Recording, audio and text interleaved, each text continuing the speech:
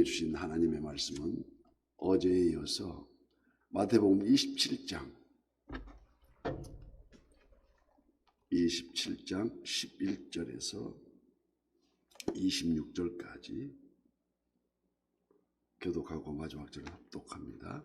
11절에서 26절까지 27장. 예수께서 총독 앞에 섰음에 총독이 물어 이르되 내가 유대인의 왕이냐? 예수께서 대답하시되 내 말이 옳도다 하시고 제사장들과 장로들에게 고발을 당하되 아무 대답도 아니하시니라. 이에 빌라도가 이르되 그들이 너를 쳐서 얼마나 많은 것으로 증언하는지 듣지 못하느냐 하되 한마디도 대답하지 아니하시니 총독이 크게 놀라워하더라. 명절이 되면 총독이 무리의 청원대로 죄수 한 사람을 놓아주는 전례가 있더니 그들이 모였을 때에 빌라도가 물어 이르되 너희는 내가 누구를 너희에게 놓아주기를 원하느냐? 바라바냐 그리스도라 하는 예수냐 하니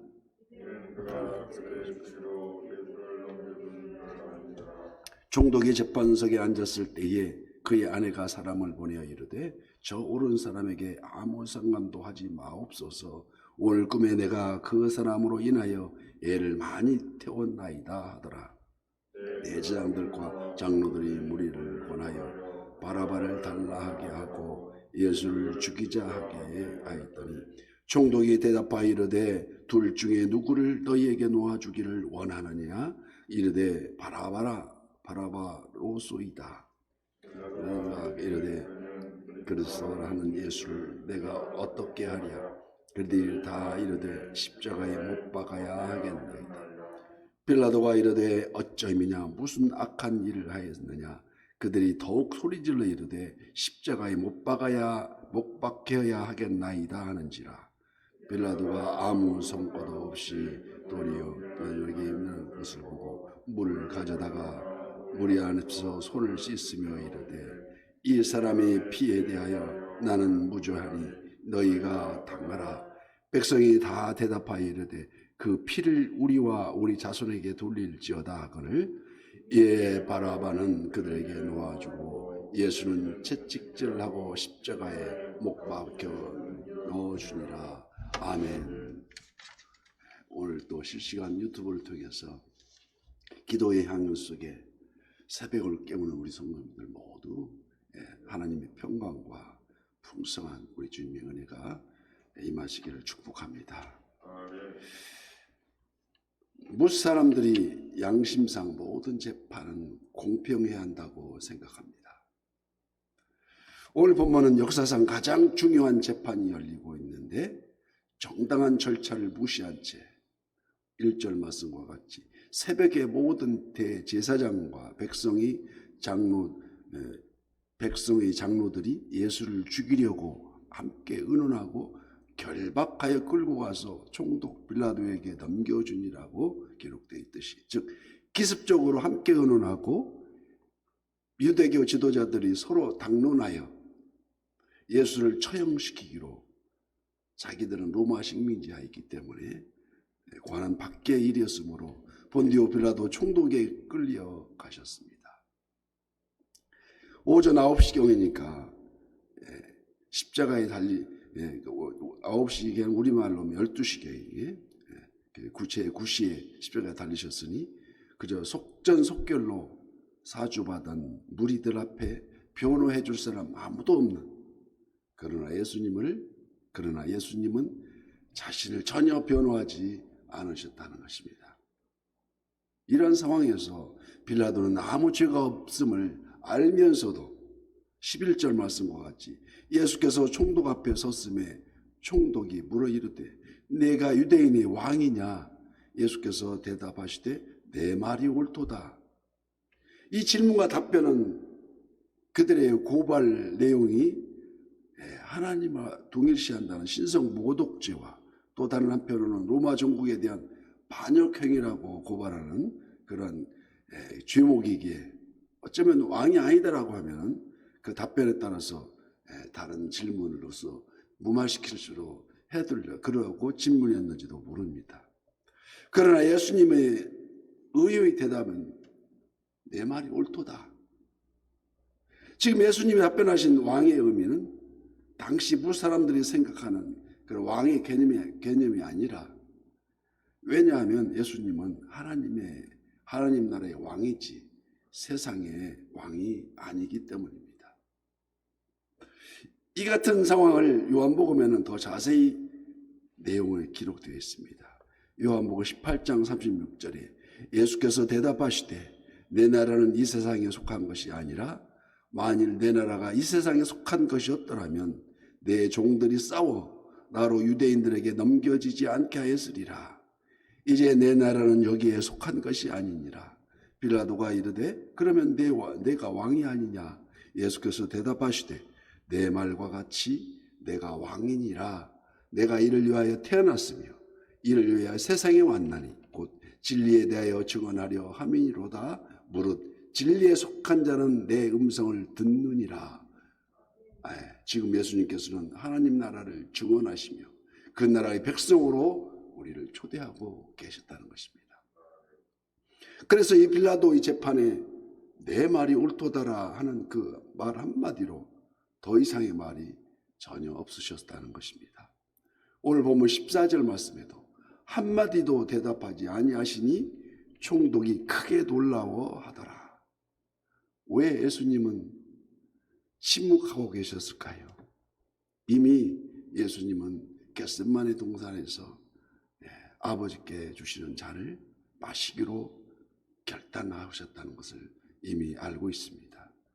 우리는 아침마다 신앙 고백을 하면서 본디오 빌라도에게 고난을 받아 십자가에 못 박혀 죽으시고 계속 거듭하여서 고백하고 있지만, 이러다 표면상으로는 빌라도에 의해서지만 그 빌라도마저 예수님의 무죄를 밝히려고 힘썼고 6월절 특별 사면으로 풀어주기 위해서 당시 가장 악명 높은 바라바라 하는 강도를 제시하면서까지 누구를 풀어주려고 군중들을 유도했었지만, 또한 그 사이 빌라도는 당혹해하는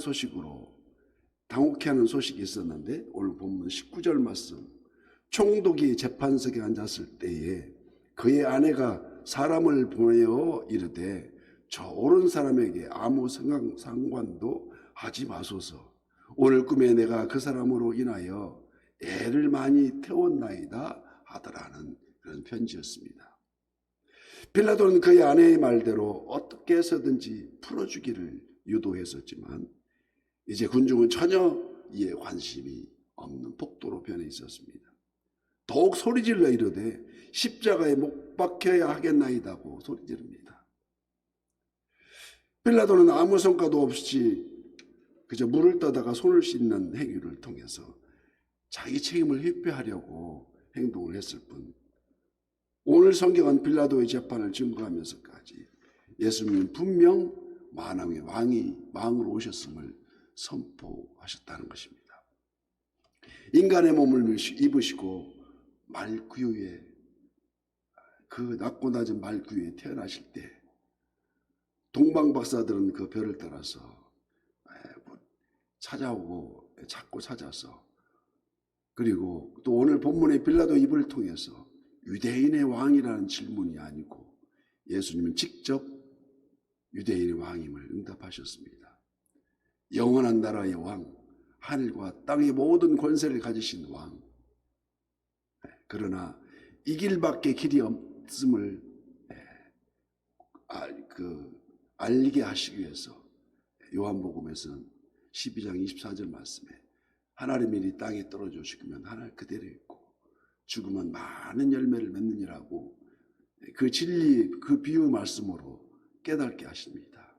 결국 그러한 필요 충족의 이유로 예수님은 아무 죄가 없으신 분이라는 것을 증명하고 있습니다. 그래야 어린 양의 제물로 드려진다는 것입니다.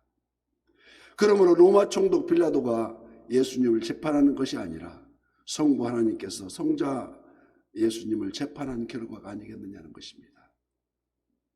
그 이유가 무엇일까요? 왜 대신 담당해야 합니까? 이는 한 생명을 천하보다 귀하게 여기시는 하나님의 사랑이셨습니다. 이 질문에 대한 명확한 답변은 로마서 5장 8절에 우리가 아직 죄인 되었을 때에 그리스도께서 우리를 위하여 죽으심으로 하나님께서 우리에 대한 자기의 사랑을 확증하셨느니라고 증명하고 있습니다. 인간과 하나님의 깨어졌던 그 관계를 회복시키기 위하여 우리 주님은 테텔레스타 다 이루었다고 마지막 유언을 남기면서 그 대속의 십자가를 지시고 가셨습니다. 모든 사람의 죄를 범하였음에 이 죄를 세 가지로 구분하면 첫째가 바나바와 같은 명백한 죄인이 있는가 하면 또 두 번째로 여기 제사장이나 장로들 같이 교묘하게 거짓, 불의, 시기, 미움 등으로 겉은 멀쩡한데 회처럼 무당 같다고 우리 주님은 책망하십니다. 또 세 번째 부류는 오늘 본문의 무리들과 같이 일상에 휩싸여서 덩달아 죄 짓는 그 경우 무심코 던진 말 한마디가 상대방의 마음에 상처를 입히는가 그러한 마치 본문의 바나바처럼 자격이 전혀 없음에도 예수님으로 인해서 풀려나온 이러한 이렇게 자유를 누리고 있는 것처럼 우리도 마찬가지가 아니겠느냐. 그래서 이사야 선지자는 일찍이 주님이 태어나기 700년 전에 이사야 53장 말씀에도 그는 실로 우리의 질고를 지고 우리의 슬픔을 당하였거늘 우리는 생각하기를 그는 징벌을 받아 하나님께 맞으며 고난을 당하다 하였노라. 그가 찔림은 우리의 허물 때문이요 그가 상함은 우리의 죄악 때문이라. 그가 징계를 받음으로 우리는 평화를 누리고 그가 채찍에 맞음으로 우리는 나음을 받았도다. 우리는 다 양 같아서 그릇 행하여 각기 제 길로 갔거늘 여호와께서는 우리 모두의 죄악을 그에게 담당시키도다. 다 양 같다는 말은 양은 시력이 약해서 앞에 가는 양 군댕이 짝만 보지 전혀 보이질 않는답니다. 그래서 앞에서 넘어지면 똑같이 다 넘어지고 줄줄 따라 우리가 그런 존재가 아니었느냐.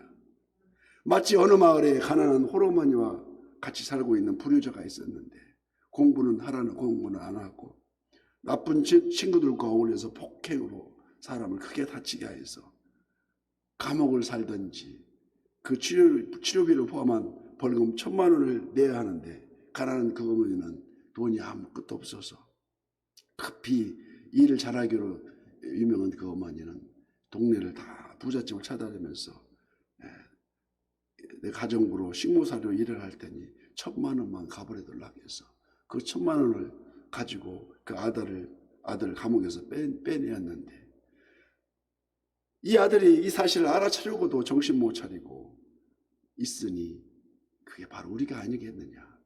그래서 오늘 본문 26절 이에 바라바는 그에게 놓아주고 예수는 채찍질하고 십자가에 못 박히게 넘겨주니라. 로마 시대의 채찍 높은 끝부분에 쇠꼬챙이를 달아 있어서 깊이 살이 패이는가 하면 잔인하여서 채찍에 맞아 죽기도 여러 번 했다고 기록이 있습니다. 온갖 조롱을 받으시고 누구를 위해서 이렇게 조롱을 받으셨습니까? 네, 오늘 우리 여기 앉으신 우리를 위해서 조롱을 받으셨다는 것입니다. 그런데도 우리는 지금 진리보다는 현실에 타협하며 자신의 유익을 구하고 있는지 오늘 이 시간 우리 사순절 고난주간을 보내면서 주님이 주시는 사명을 깨닫게 하고 우리가 최선을 다해서 선한 이웃의 사명, 하나님을 기쁘시게 하는 그러한 모든 선한 이웃의 지체가 다 되시기를 이 시간 축복합니다.